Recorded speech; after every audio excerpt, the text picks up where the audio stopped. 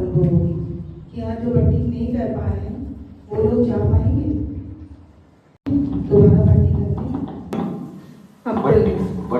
भट्टी जिनकी नहीं हुई है वो तो भट्टी कर सकते हैं अभी भी। अभी दिल्ली में भट्टी नहीं हो रही है। कहते हैं ना कि बाप के घर पे ही भट्टी। बाप का घर तो बाप का घर तो सिंध हैदराबाद है, फिर ऐसे कहेंगे तो समय के साथ हाँ, समय प्रमाण अनुसार। इसलिए बोला ना, बाबा चला गया यह कह के अविनाशी संबंधों को विनाशी क्यों बनाते हो? सिर्फ पाठ परिवर्तन हुआ है। जैसे तुम बच्चे सेवा स्थान चेंज करते हो वैसे बाबा ने भी अपना सेवा स्थान चेंज किया है, रूप वही साधारण है। वो कंपनी की क्या महत्व होगा? कुछ है कि आप लोगों ने भट्टी किया उसकी भी कोई महत्व होगी ना कि समय अनुसार वो भी महत्व है ना। जिन्होंने कंपिल में भट्टी की है उसका क्यों महत्व नहीं है?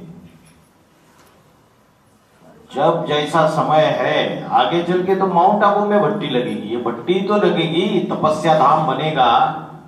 जब सारे भट्टी में तपेंगे वो सबसे बड़ी भट्टी होगी माउंट आबू वाली। हाँ, और जो ब्रह्मा बाबा और हुजूम का हुजूम जो कन्या माता है जो सिंध हैदराबाद से आए माउंट आबू में शिफ्ट हुए। कब शिफ्ट हुए? 1948 में, 48-49 में। उसके बाद उनकी 10-12 साल तो भट्टी ही चली। इधर ऊपर रहते थे माउंट में और इतना कनेक्शन भी नहीं रहता था दुनिया वालों से। जब किसी को देखती ही नहीं थी तो दिल किससे लगावेगी? बाबा ने बोला है मुरली में। हाँ, अंत में भी यही होगा। यज्ञ के आदि में स्वर्ग का छोटा सा मॉडल बना था समुद्र के किनारे सन 48 में। आदि स्वंत 2028 में भी ऐसे ही होगा। वहां तो मॉडल बना था, या प्रैक्टिकल स्वर्ग स्थापन होगा। फिर परमधाम तुम बच्चे इस सृष्टि पर उतार लाएंगे। यहाँ की बात है। तो भट्टी तो बड़ी लगेगी। माना कि जो कंपनी में भट्टी की है या दिल्ली में जो भट्टी चल रही है वो लोग ही जाएंगे या जिन्होंने नहीं भी किया वो लोग का भी उनका नंबर लगेगा? जिन्होंने अभी भट्टी नहीं की है तो फिर वो पढ़ाई कब पढ़ेंगे? अभी भट्टी करना पड़े उनको। ये तो बेसिक भट्टी है, 7 दिन की जो भट्टी करते हैं ये तो फाउंडेशन है। लेकिन भट्टी माना तपस्या, तपना, ज्ञान योग की भट्टी में तपना। स्थान का कोई महत्व नहीं होता है क्या? स्थान का महत्व होता है। स्थान का महत्व तब तक था जब तक यज्ञ में जो दीदी दादी है उन्होंने बाबा का स्वेच्छा से देह त्यागने की बात को जब तक उजागर नहीं किया, छुपा के रखा, तो स्थान का महत्व खत्म हो गया। अभी कंपिल में जाके जो भट्टियां कर रहे हैं वहां झूठ बात बताई जाती है। आपको बाबा मिलेंगे, कैसे मिलेंगे? उनको पूरा एडवांस कोर्स बताओ, सारी चीजें समझाओ, सार रूप में बता सकते हैं उनको कि कैसे बाबा का पाठ परिवर्तन होता है। तो झूठ खंड स्थापन हो रहा है या सचखंड की स्थापना हो रही है? झूठ खंड स्थापन हो रहा है। अभी जैसे बीके में थे तो भट्टी कहाँ होती थी? माउंट आबू में होती थी। फिर क्यों कंपिल में चालू कर दी? क्योंकि बुद्धि में जब प्रकाश पड़ा कि भाई बाबा तो यहाँ कार्य कर रहा है तो स्थान चेंज किया ना। और कंपिल में जो बाबा की भट्टी चलती थी, बाबा ने बोला मधुबन क्या ईंटों का दीवारों का मधुबन होता है? हाँ, जहां मधुसूदन है वहां मधुबन है। वेद की मिठास और बन माना वैराग्य, और वैराग्य वृत्ति जहां है वो मधुबन है। जैसे बाहर की दुनिया में तीर्थ यात्रा करते, अलग अलग तीर्थ क्षेत्रों में धक्के खाते रहते, भगवान तो मिलता नहीं है। यहाँ भी तीर्थ यात्रा करते रहते हैं। भाई स्थान का कोई विशेष महत्व नहीं होता, जैसे माउंट आबू में होता है ना, होता है ना, क्यों नहीं होता है, वाइब्रेशन फैलते हैं स्थान पे। लेकिन जब वही स्थान, जैसे काशी बनारस है, उस स्थान में जो पवित्रता थी, वाइब्रेशन था भक्ति की, आज है वो चीज। काशी विश्वनाथ में जाओ, बड़ा बड़ा उन्होंने क्या बना दिया, कॉरिडोर बना दिया, कॉरिडोर, लेकिन हाई फाई बना दिया, सुविधाएं कर दी। लेकिन आज लोग आते हैं दर्शन करने के लिए, तो इतनी कमर्शियल होटल्स, रेस्टोरेंट्स बना दिया आजू बाजू में, तो लोग एंटरटेनमेंट के साधन, खाना पीना, इसमें बुद्धि लग जाती है। आपका पाठ जहाँ पे चल रहा है वही उसका स्थान हुआ ना। हाँ जी, हाँ जी, जहां बाप का पाठ चल रहा है वही स्थान हो गया। अभी जब सेमिनार होते थे 2021 में 22 में, तो जो भी आत्माएं निकलती थी फिर तैयार होती थी, तो उनको हम सेंटर्स पे भेजते थे। और सेंटर्स पे जब भेजते थे तो बहनें उन लोगों को डांट डपट करती थी, बोलती थी उनका नंबर डिलीट कर दो जिन्होंने आपको यहां भेजा है, हम आपको अच्छे से तैयार करेंगे। तो वो आत्माएं आकर रोती थी कि आपने ही हमको इस श्रेष्ठ ज्ञान से जोड़ा, और ये आपके बारे में वहां सेंटर पे जाने के बाद बुरा कहते हैं, बुरा भला कहते हैं। तो जब ये बात पता चली, और यहां भी ऐसी एक माता बैठी हुई है, किधर गई, चली गई क्या, चली गई माता, ललिता माता। उनको तो तैयार यहां से किया, यहां की माताओं ने उनको ज्ञान दिया और इनको सेंटर पे भेजा। तो इनको जब भट्टी के लिए परमिशन मिल गई, तो भट्टी में जब इनको गए तो कंपिल में भी बहुत ग्लानि सुनाई गई। निकले यहां से और इतनी ग्लानि की, उनके बुद्धि में इतना विष डाला, जिस माता ने और जिस ग्रुप से आपको ज्ञान मिला वो बहुत ऐसे गलत है, ये है वो है, इतनी ग्लानि की। तो बाप का घर है, रहा बाप का घर, इतना इंसल्ट किया, रोए ये भट्टी में। तो समझ में आया उनको, जब ऐसे विघ्न आए तो रास्ता निकला। फिर तुम पहले उन्हीं सेंटर्स पे भेजा जाता था सबको। जब तुमने विघ्न डालना चालू कर दिए तो हम अपना रास्ता नहीं निकालेंगे, माया विघ्नों की दीवार बन के खड़ी हो जाएगी, तो बाप का कार्य रुकेगा नहीं, रुकेगा। तो चालू कर दिया दिल्ली में भट्टी, जो छोटा स्थान मिला वही वाइब्रेशन बनाओ पावरफुल। हम जो देख रहे हैं ना, अपने अपने परिवार में देख रहे हैं, तो यहाँ इतना ईर्ष्या द्वेष जलन है।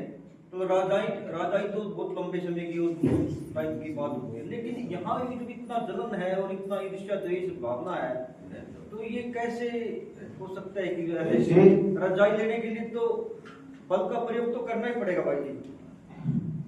रजाई लेने के लिए तो कौन सा बल चाहिएगा जी? ये भी तो देखो क्रांति की जब बात होती है तो दूसरे रूप में भी तो थोड़ा राज परिवारों में द्वापर युग से लेके कलयुग तक जो बड़े बड़े षड्यंत्र हुए, उसका शूटिंग यही होता है, या छोटे रूप में होता है, वहां बड़े रूप में दिखाई देता है। और भाई जी जब ये पता है कि पतित होते हैं और वो गुण भी कम होते हैं, वो कलाएं भी कम होती हैं, तो उसके लिए रोकने के लिए और कोई माध्यम नहीं है क्या? कोई दूसरा कोई और माध्यम है ना, याद करो, बैठ जाओ 24 घंटे। अभी ये सब लोग खाना खाने जाएंगे, यही बैठे रहो, धुनी लगा के बैठ जाओ। याद से ही पाप कर्म विनाश होते हैं। सच्चा सच्चा पोता मिल दे दो रोज के रोज, माफ हो जाएगा आधा। तुम बच्चे जब कलम उठाते हो तो निराकार को पहुंच जाता है, तुम्हारा आधा माफ हो जाता है।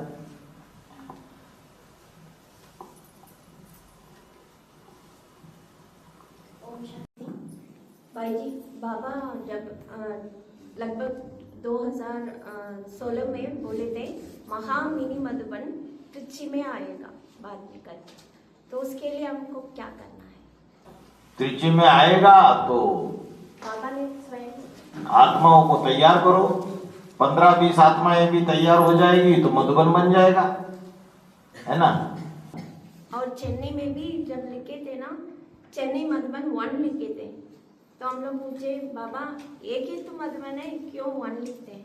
तो बाबा ने बताया अरे दूसरा मधुबन आएगा करके। हाँ जी जी जरूर आएगा, और आप ही निमित्त बनोगे, तो मेहनत करो। हाँ, और बच्चे का जन्म इकट्ठा है तो प्रत्यक्षता रूपी जन्म है। तो शिव का एक बच्चा हो गया, और जो राम बाप शिव समान बन गए तो उनके तो 8 बच्चे हुए, तो वो अष्टदेव में से कोई होना चाहिए, बाप और बच्चे का प्रत्यक्षता रूपी जन्म हुआ ना, बेसिक लेवल पे भी हुआ 2018 में, जब बाबा की खूब ग्लानि चालू हो गई। आप अगर 2 जनवरी, 3 जनवरी, 4 जनवरी, 5 जनवरी के वीडियोस निकाल के देखेंगे ना, तो कोर्ट कचहरियों में जो बाबा का केस चालू हुआ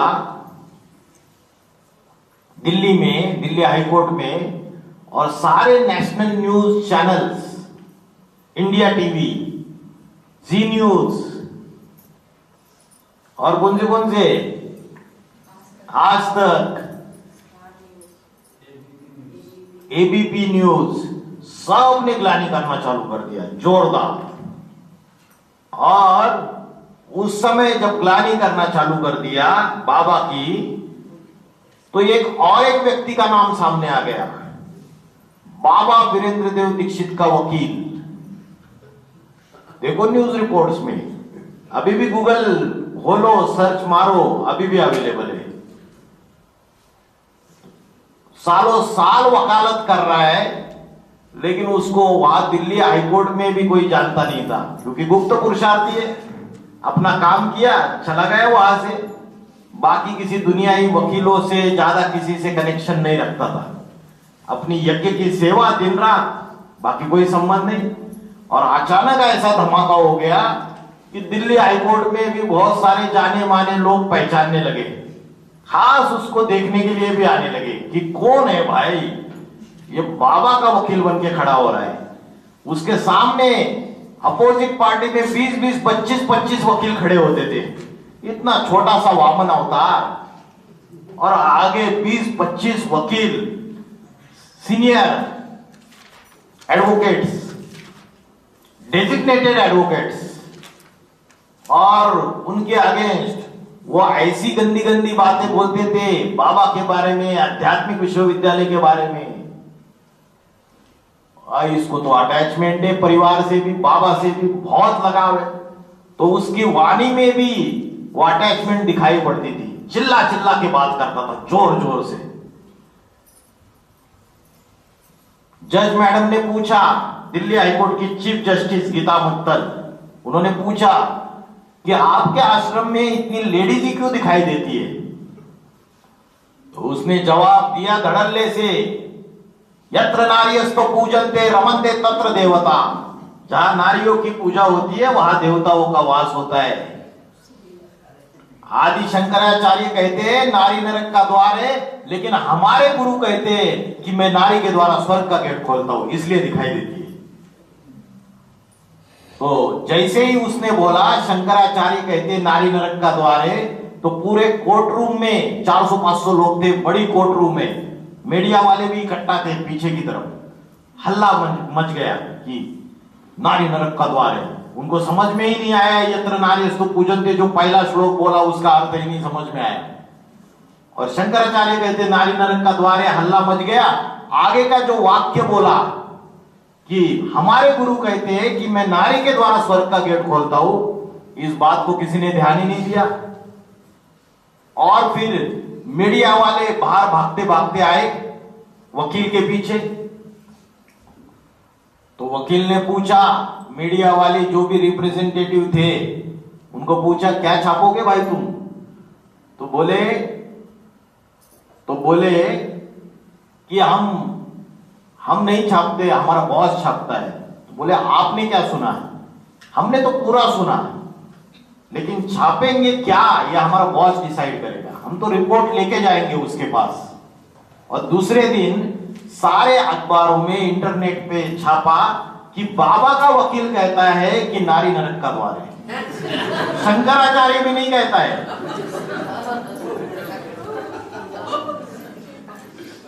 ना पहला वाक्य लिखा, ना बाद का वाक्य लिखा कि हमारे गुरु कहते हैं कि नारी के द्वारा स्वर्ग का गेट खोलते हैं। तो ये मीडिया ऐसा मिर्च मसाला लगाकर दिखाती है और बाकी की दुनिया वाले प्रभाव में आ जाते हैं, उसके असलियत छुपाई देती है ना। तो प्रत्यक्षता हुई या नहीं हुई, खोलो उस समय के अखबार, बाप और बच्चे का जन्म इकट्ठा हो गया। हाँ, ग्लानि से भी प्रत्यक्षता हो गई उस समय।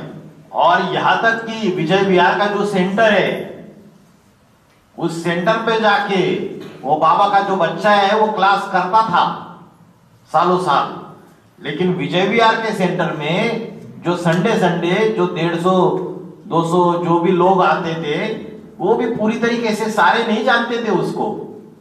गुप्त पुरुषार्थ वो भी जानने लगे। ब्राह्मण परिवार में कोई बंगाल में बैठा है, कोई कर्नाटक में बैठा है, कोई उड़ीसा में बैठे, वो भी जानने लगे कि अरे हाँ वो फलाना भाई बाबा का केस लड़ रहे हैं। तो सारे ब्राह्मणों की दुनिया में जो लंबे समय का गुप्त पुरुषार्थ किया, तो पूड़ी जब तेल में डाली जाती है, तो जब पूरी पकती है, मैच्योर होती है, तो उठ के ऊपर आ जाती है फूल के। तो लंबे समय का पुरुषार्थ अंत में काम आएगा। 1936 में सिंध हैदराबाद में विधानसभा को हिला के रख दिया था जी, और पूरा मातृशक्ति को जो अधिकार दिए गए थे, 1936 से पहले की बात है जी। कितना हंगामा हुआ था सिंध हैदराबाद में जब शुरू में। हाँ जी, फिर क्या, यज्ञ के आदि में सिंध हैदराबाद में जब ग्लानि चालू हो गई ओम मंडली में, तो वहां की जो विधानसभा थी ना, वहां के जो चीफ मिनिस्टर और सारे मंत्री सब लोग बैठ गए। अपोजिट पार्टी ने तो खूब हंगामा किया कि ओम मंडली को बंद कर दो, अभी नामो निशान इसका खत्म कर दो। एक्चुअली ओम मंडली को इलीगल ऑर्गेनाइजेशन डिक्लेयर भी कर दिया था गवर्नमेंट ने। फाइनली 3 लोगों को मना कर दिया। एक तो दादा लेखराज, दूसरे का नाम क्लियर नहीं है, वही होगा सेवकराम, और एक तीसरा व्यक्ति था। ये 3 पुरुष इस संस्था में कहीं नजर नहीं आने चाहिए, बंद कर दिया, बैन कंप्लीटली। और सिर्फ लेडीज जाएगी, कन्या माताएं। तो सिंध हैदराबाद में थोड़े समय तक मुरली चलती रहती थी, इतना बड़ा संकट आने के बाद। और उस समय कैसे होता था, उधर कराची में बाबा रहते थे और कुछ मुरलिया या कुछ छुप के उधर आती थी, कोई लेके आता था फिजिकली, फिर जाके वो मुरली पढ़ते थे। उस समय इतना ज्ञान नहीं था, जो भी था, लेकिन श्रद्धा, भावना, आस्था और जबरदस्त थी। ओम राधे मम्मा जैसी छोटी कन्या 17-18 साल की उस समय, और जब 1938 में ये जब हंगामा मचा 1938 में, तो ओम राधे मम्मा जैसी छोटी सी कन्या, बड़े बड़े अधिकारी, पुलिस प्रशासन वो आते थे, धड़ल्ले से बयान दे देती थी कोर्ट कचहरियों में जाके, डरी नहीं जरा भी। और उसकी हिम्मत, उसकी होशियारी देख के उसको टाइटल मिल गया जगदम्बा का। ऐसे नहीं, प्रचंड विश्वास था, इसलिए बोला हुक्मी हुकुम चला रहा है, मैं कुछ नहीं हूं, वो जैसे चला रहा है वैसे चलेंगे। तो बातें उठी कि बाबा गले मिलते, बाबा जो है ये भी बातें उठी, आलिंगन देते, चुंबन लेते। तो ओम राधे मम्मा कोर्ट में सबके सामने बोली, हाँ हमारे पिता है, आलिंगन देते, गोद में लेते, हाँ, तो धड़ल्ले से जवाब दिए सारे के सारे। उस समय कोर्ट के एविडेंस से आज भी डॉक्यूमेंट्स कुछ कुछ मौजूद है।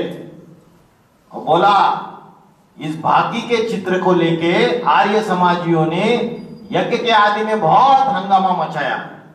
भाकी पहनते हैं ना, गले मिलते हैं, तो बहुत हंगामा मचाया। आगे चलकर भी फिर ऐसे होगा, ऐसे भी बोला, फिर से हंगामा मचेगा। एक को जो व्यक्ति बैठे थे उनको कट करके सिर्फ बाप ब्रह्मा बाबा को और कन्या को गोद में बैठा हुआ दिखाया गया था मीडिया वालों ने, और एडिट किया गया था वो। हाँ जी, बहुत हंगामे हुए। वो तो सिंध हैदराबाद में हुए और अमेरिका के अखबार में भी उस समय छप के आया था कि ओम मंडली is the richest in the world. एक झोरी है जो कहता है मैं कृष्ण हूं, उसको अभी थोड़ी गोपिकाएं मिली है, 16,108 चाहिए। आज भी गाली करते।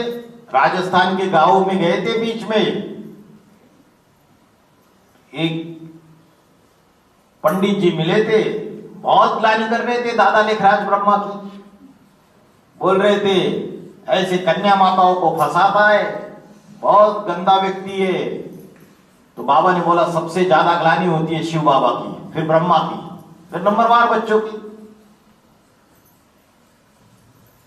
इतना गहरा ज्ञान है, इतना सच्चा ज्ञान है, लेकिन दुनिया वाले समझ नहीं पाते, बाबा के बच्चे ही नहीं समझ पाते।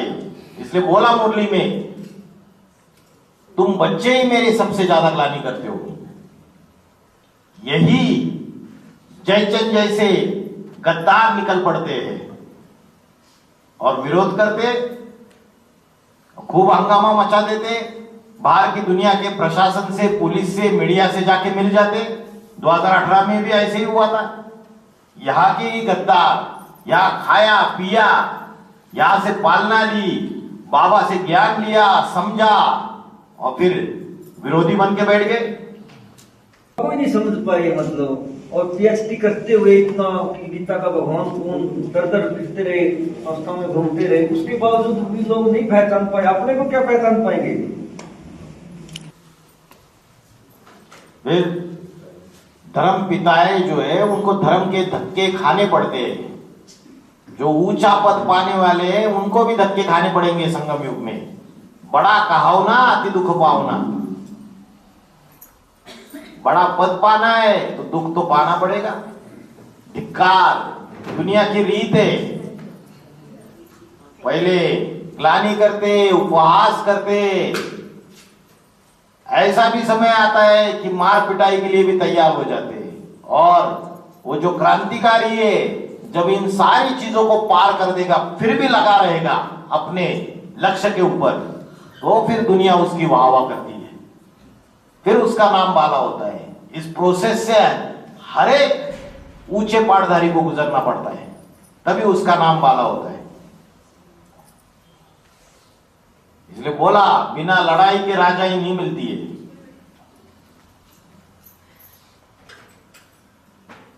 हाँ जी आरोही, बताओ आज बाबा ने क्या बोला? बोलो बोलो।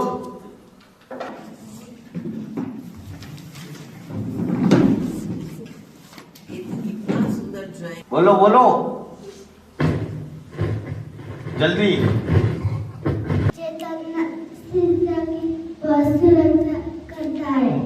अरे वाह, चैतन्य चित्रों की तुम बच्चों को सुरक्षा करनी है। Very good. कौन है चैतन्य चित्र? दिखाई दिए नहीं या नहीं? अरे मिले या नहीं चैतन्य चित्रों से? अच्छा, अष्टदेव चैतन्य चित्र है। वही चित्रों की बात आई है यार। ये चित्रों से शास्त्र बने हैं। और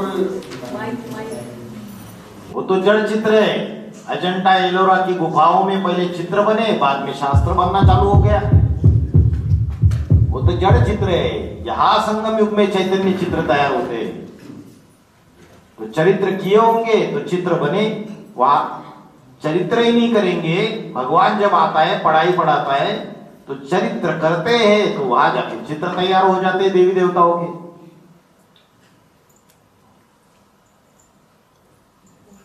ओम शांति माता जी। भाई जी, एडवांस पार्टी में भीष्म पिता कौन है? एडवांस पार्टी में भीष्म पितामह कौन है, नाम बताओ। बाबा ने बोला जो बड़े बड़े सन्यासी है, जो पवित्रता का दिखावा करते हैं कि मैं बड़ा ब्रह्मचारी हूं, प्रतिज्ञा ले लेते हैं, ओवर एक्टिंग कर लेते हैं। प्रैक्टिकल जीवन में तो वैसा होता नहीं है, लेकिन तो ऐसे जो बड़े बड़े भीष्म पितामह है, जो लंबे समय से ध्यान में चलने वाले हैं, लेकिन जानते हैं कि कृष्ण भगवान है, जानते थे, लेकिन साथ किसका देते हैं? कौरवों का साथ देते हैं, दुर्योधन का साथ देते हैं। भाई जी, एक तरफ तो हम पूरी दुनिया को जोड़ लेते हैं, पूरे विश्व को जोड़ लेते हैं, और एक तरफ हम बात करते हैं अपने ही मतलब बीबी के या बीके की। तो एक तरफ तो हम उस पूरे विश्व को जोड़ते हुए खेल बनाते हैं, और दूसरी तरफ हम अपने ही मतलब आश्रम को, अपने ही संस्था को। क्या वैसे भीष्म पितामह की बात करते हैं, गुरु द्रोणाचार्य की बात करते हैं, यही है सारे। ब्रह्म कुमारी में भी भीष्म पितामह, गुरु द्रोणाचार्य, ये सारे कैरेक्टर्स यही पार्ट प्ले करते हैं। ये महाभारत युद्ध यही पहले होती है। ये बीज है, जो बीज में होगा वो झाड़ में, तने में दिखाई देगा, टहनियों में दिखाई देगा, पत्तों में दिखाई देगा। आप बाहर की दुनिया देख रहे हैं, ये बाहर की दुनिया बनती है ये अंदर की छोटी सी बीज रूपी दुनिया से। बीजों से जड़ निकलते, जड़ों से तना निकलता है, तना से टहनियां निकलती है, टहनियों में पत्ते लगते, फूल फल तैयार हो जाते। तो बीज को देखो, बीज में सारा झाड़ समाया हुआ है। यहां देखोगे, यहां समझोगे, वही बाहर की दुनिया में चल रहा है। यहां सूक्ष्मता से समझोगे।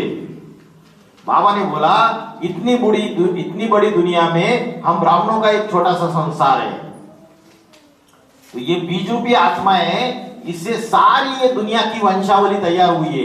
ये जितने भी 700 करोड़ आप देख रहे हो, 700-800 करोड़, ये इन बीजों से निकले हुए, ये संतानें हैं आप सबकी, ये वंशावली है। और बीजों ने गलती कर दी, बीज कड़वा है तो पत्ते और बाकी सारा झाड़ भी, उसमें कड़वाहट आएगी या नहीं आएगी? ये तो स्पष्ट दिखाई दे रहा है भाई जी कि ये बीज से है, और ये कहानी जो बनी हुई है, जो इतिहास बने हुए हैं, जो ये शास्त्र बने हुए हैं, ये सारे यहीं से बने हुए हैं। कि कहानी तो थोड़ी है, छोटी है, दूसरी तरह की है, फिर वो उसके अंदर अतिशयोक्ति, कल्पना इत्यादि एग्जैजरेशन किया, अतिशयोक्ति की, बड़ा चढ़ा के बातें लिखी, शास्त्रों में ढेर सारी मिलावट हो गई, आटे में नमक मिसल सच्चाई रह गई शास्त्रों में। इसलिए बाप आके उन शास्त्रों का सार सुनाता है। भाई क्या एक ही संगठन में आती है, दूसरे भी जो किस्से बनते हैं वो दूसरे भी होते हैं? जैसे कि हाथम ताई के 7 सवालों की बात आती है जी, जैसे सच्चा सौदा का आज जो वर्णन बढ़ रहा है, सच्चा सौदा ये संस्था हरियाणा में जो अभी चल रहा है जी, क्या चल रहा है? तो दूसरी संस्थाएं है ना, जैसे राधा स्वामी है, या ये डेरा सच्चा सौदा है, राम रहीम जी, क्या इनका भी कोई जीवन चरित्र इसमें आता है? उनकी भी कुछ कहानियां इसके अंदर आती हैं? कुछ नहीं आती है। ये जो अभी के जो झूठे बाबाए बन के बैठे हुए, सब की पोल पट्टी आगे चल के आउट हो जाएगी। बाबा ने यहां तक बोला है, जब एक सच्चा इस दुनिया में आता है तो झूठे अपनी चमक मारना चालू कर देते हैं। सच्चा हीरा आता है तो झूठे हीरे चमक मारते, वो है दिखाई दे रहे। भाई जी, दंत कथाओं में बहुत सारी बातें आती हैं, जैसे किस्से आते हैं, अली बाबा 40 आत्मताई के 7 सवाल, ये जो कहानियां बन के आती है, ये यहाँ की कहानी है सारी। अली बाबा और 40 चोर, ये भी कहानी आई है। हातिम ताई की कहानी भी आई, अल्लाउद्दीन का चिराग, ये कहानी भी यहाँ की है। सब कुछ यहाँ का है। मुरली में आई है ये बात, हातिम ताई, ये सारी कहानियां यहाँ की है।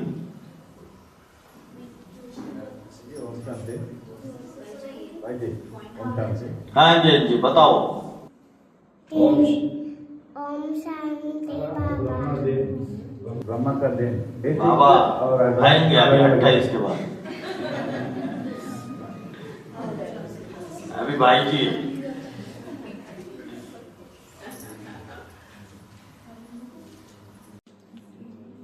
ओम शांति भाई जी, एडवांस में बोलते हैं ना, जिसको कोर्स कराते हैं पहले एक ही कोर्स देना है उनको, ऐसा है क्या भाई जी? वो सच है क्या? पहले क्या? किसी को कोर्स देते हैं तो एक ही व्यक्ति को उनको कोर्स देना है ताकि वो बाहर दुनिया ब्रॉड ड्रामा में उनका जन्म होगा उनके द्वारा, ऐसा बोलते हैं ना? हाँ, एक बैठ के एक को पढ़ाई पढ़ाए तो उससे पावरफुल वारिसदार क्वालिटी तैयार होगी। तो हुजूम को समझाने से अच्छा है एक एक को बैठ समझाओ। गधेड़े जैसे हजारों बच्चे पैदा करने से एक शेर जैसा बच्चा पैदा करना अच्छा है। तो जब एक को बैठ के समझाते तो वाणी का फोर्स भी उसको पूरा मिलता है, दृष्टि का फोर्स भी मिलता है, वाइब्रेशन का फोर्स भी मिलता है, तो पावरफुल संतान तैयार होगी। इसलिए बोलते हैं बाबा। मैं ये बात पूछती हूँ कि किसी को 5 चित्रों है ना, उसका परिचय देते समय एक ही को पूरा बताना है कि टाइम के कारण कोई और भी एक चित्र और भी बता सकते हैं क्या? हम पूछते हैं। मतलब एक ये आत्मा एक चित्र बताने के बाद दूसरी आत्मा दूसरे आत्मा तक वो चित्र ठीक है, फिर वो कार्तिकेय का जन्म हो जाएगा। 6 माताएं कृतिकाएं, कार्तिकेय की कितनी माएँ थी? 6 कृतिकाएं, उन्हें पालना दी, तो वैसा हो जाएगा, फिर चलेगा। अगर कभी समस्या है तो वही होगा। उसका जन्म होते समय अलग अलग माताओं से उसके अंदर जो संस्कार है वो पड़ जाएंगे ज्ञान के। जो स्टार्ट करे वही फिनिश करना चाहिए। एक्चुअल में तो यही है, एक ही व्यक्ति ने करना चाहिए, लेकिन कभी कभी समझाने वाला थोड़ा कमजोर होता है तो कभी दूसरे टीचर को दिया जाता है कोर्स करने के लिए। बाकी कभी समय का समस्या है तो ठीक है, लकीर का फकीर नहीं बनना चाहिए। बच्चे को जन्म देना इंपॉर्टेंट है। भाई जी, जो मूसा के बाद सीधा शिव का ही आया है इसमें, तो बीच में जो भक्ति काल आया है, ज्ञान तुकाराम जी आए हैं, कबीर जी आए हैं, और जो भी आए, तो इनका तो जिक्र कहीं नहीं आया जी इसमें जो ये अपना वृक्ष है, जो संसार तो ये संत है, संत तुकाराम, ज्ञानेश्वर, कबीरदास, सूरदास, तुलसीदास, ये कोई धर्म पिता थोड़ी है। या तो मुख्य मुख्य धर्म पिताओं का जिन्होंने बड़े बड़े धर्म स्थापन किए उनका जिक्र है। बाकी मठपंथ तो ढेर सारे, अंतर काफी महाराष्ट्र में भी ढेर सारे, राजस्थान में भी है, हरियाणा में भी है, नॉर्थ इंडिया में। गुरु नानक देव 1000 साल का अंतर आता है इन लोगों। इसका मूसा के बाद ये गुरु नानक देव जी जो सिख धर्म है उनकी आता है, बीच में तो कोई अंतर आता है? बीच में तो आया नहीं कोई। ना इसके बाद फिर आर्य समाज का आता है, बीच में कोई नहीं आया जी। मूसा आया इब्राहिम के बाद, है ना? उसके बाद क्राइस्ट आया। तो क्राइस्ट आया आज से 2000 साल पहले, सिख आए आज से 500 साल पहले। तो सिखों के 1500 साल पहले क्राइस्ट आया था, उससे भी पहले मूसा आया, तो 1500 साल से ज्यादा का डिफरेंस है।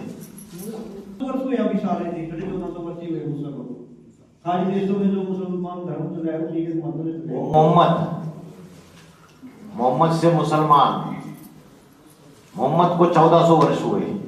मोहम्मद पैगंबर से भी पहले मूसा आया।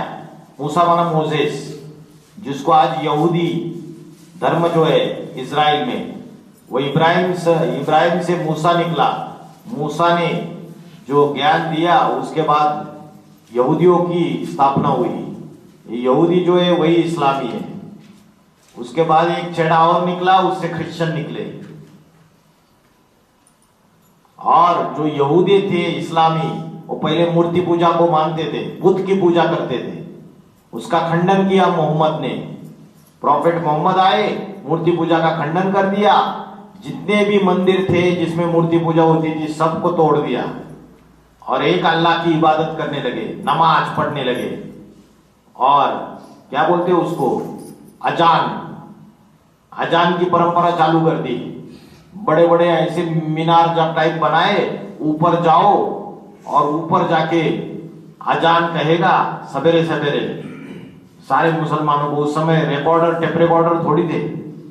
दिल्ली में भी जाएंगे, कुतुब मीनार में इतनी ऊंची ऊंची मीनारें बना दी और ऊपर जाता था वो व्यक्ति सबसे ऊपर सीढ़ियों से, और ऊपर जाके जोर से अल्लाहू अकबर करके चिल्लाता था, फिर वो अजान गाता था ताकि सबको, जितने भी गांव में लोग हैं उनको सुनाई दे एक साथ। कैसे हैं, मतलब कृष्णों के नाम है कृष्णों की तरह से हैं, हिंदुओं के नाम है वो हिंदुओं की तरह से है, सिखों के नाम भी थोड़े से कोड वगैरह में आके थोड़ा परिवर्तन आ जाता है। तो ये सारे जो समाज है वो ऑटोमेटिक बन जाते हैं सामाजिक नाम से, या उसमें जो समाज में व्यक्ति बनता है समाज वो ऑटोमेटिक बन जाता है। उनका कोई रोल अपना अलग होता है ना, अलग रोल होता है। यहाँ संगम युग में अलग अलग पढ़ाई पढ़ते हैं। भगवान जब आता है, क्राइस्ट अलग पढ़ाई पढ़ता है। उनका तो उनका परिवार है, जो जैसे पहलवान है, ये हिंदू है, ये नाम से ही बड़े बड़े धर्म पिता है जिन्होंने धर्म स्थापन किए, वो इधर पढ़ाई पढ़ रहे हैं या नहीं पढ़ रहे, ये बताओ पहले। जीसस, प्रॉफेट मोहम्मद, गुरु नानक, ये सारे पढ़ाई पढ़ रहे हैं या नहीं भगवान से? संगम युग तो प्रैक्टिकल वो चीज से निमन सीधे दूसरे रूप से देख रहे हैं। नहीं, वही मैं बता रहा हूँ, वो अभी पढ़ाई पढ़ रहे सारे भगवान के स्टूडेंट्स है। किसी ने 50% पढ़ाई पढ़ी सिर्फ टीचर से, किसी ने 60% पढ़ी, किसी ने 70% पढ़ी, किसी ने 80% पढ़ी। तो जितना पढ़ा वो जाके द्वापर युग के बाद जब जब उनका रोल आता है उस समय वो ज्ञान उन्होंने बांटा, अधूरा अधूरा, पूरा नहीं बांट पाए क्योंकि पूरा लिया ही नहीं यहां से, तो अधूरा अधूरा बांटा। तो जो अधूरा अधूरा ज्ञान बांटा वो उस अधूरे ज्ञान के आधार से अलग अलग भाषाएं बनी, अलग अलग परंपराएं बनी, अलग अलग धारणाएं प्रस्थापित हो गई। तो यहां जो चीज होती है उसी का तो वहां परिणाम होता है। इतना खंड खंड में बढ़ जाती है दुनिया, अलग अलग धारणाओं में। इसलिए बोला हर बीज में अपना झाड़ समाया हुआ है, हर सितारे में अपनी दुनिया समाई हुई है। तो दुनिया में मुख्य धर्म तो 9-10 है, लेकिन इतने मठपंथ है, इतनी अलग अलग मान्यताएं, वो कहां से निकली? यही से तो निकली। या उसका फाउंडेशन पड़ा, तुंडे तुंडे मतिर भिन्ना, यहां फाउंडेशन पड़ा। 108 पुराण बने, यहाँ की 108 आत्माएं जो अलग अलग इंटरप्रिटेशन करती है बाबा के ज्ञान का, उसी से 108 पुराण बन गए। द्वापर युग में जाने के बाद बाबा ने बोला अपने अपने शास्त्रों में अपनी अपनी महिमा लिखी हुई है। तुलसीदास जी ने राम के गुणगान कर दिए, राम की महिमा लिख दी रामचरितमानस में। तो राम की आत्मा है तुलसीदास, तभी जाके वो अपनी महिमा लिख देता है, क्योंकि उसके आत्मा में वो रिकॉर्ड भरी हुई है। कब भरी हुई है? संगम युग में। तो राम की आत्मा कलयुग में जाके तुलसीदास बन दिए और अपनी महिमा गुणगान उसमें करती है रामचरितमानस में। सूरदास की आत्मा कृष्ण की आत्मा है, वो यहां पढ़ाई पढ़ती है भगवान से, जन्म लेते लेते कलयुग में जाती है, सूरदास बनती है और कृष्ण की महिमा लिख देती है सुरसागर ग्रंथ में। ऐसे ही शास्त्र बने सारे। भाई जी, ये जो मैं सिद्ध करना चाह रहा था, मैं ये पूछना चाहता था, जाति है, जाति बनती है, मतलब जातियां ऐसे ही तो वंशावली डिवाइड हो जाती है। जो बड़ा धर्म धारणा है उसके ढेर सारे बच्चे होते हैं, बच्चों के बच्चे होते हैं, बच्चों के बच्चे सारे बढ़ जाते, सब अपने अपनी चलाते और अपने अपने प्रकार के उनके संबंध जुड़ जाते और उसके आधार से जातियां पैदा हो जाती है। 100 साल पहले तो जनसंख्या बहुत कम थी। 1901 में जनगणना हुई पूरा विश्व की, तो उस समय तो जनसंख्या 160 करोड़ थी और 1750 में जाए तो वहाँ 20 करोड़ थी। 1901 में जनगणना के मुताबिक 160 करोड़ की जनसंख्या थी पूरे विश्व में। 160, हाँ जी, 160 करोड़। हाँ जी। और ये सारा तो अभी उससे पहले तो अभी 800 करोड़ हो गई 2026 में। तो कितना मल्टीप्लिकेशन हुआ? देखो जी कितना हुआ, देखो पांच गुना 16 गुना 5 80 8 बिलियन बन गई, 800 करोड़ बन गई अभी। 5 गुना मल्टीप्लिकेशन हो गया कितने सालों में? 100 सालों में। 125 वर्षों में जी। हाँ, 125 सालों में, 110 120 सालों में 5 गुना जनसंख्या बढ़ गई। इतना तेजी से मल्टीप्लिकेशन फास्ट होता है। बाद में अभी जैसे थोड़ी संख्या दिखाई दे रही है। सुनो, क्राइस्ट के सिर्फ 12 शिष्य थे और आज 300 350 करोड़ फैल गया ना।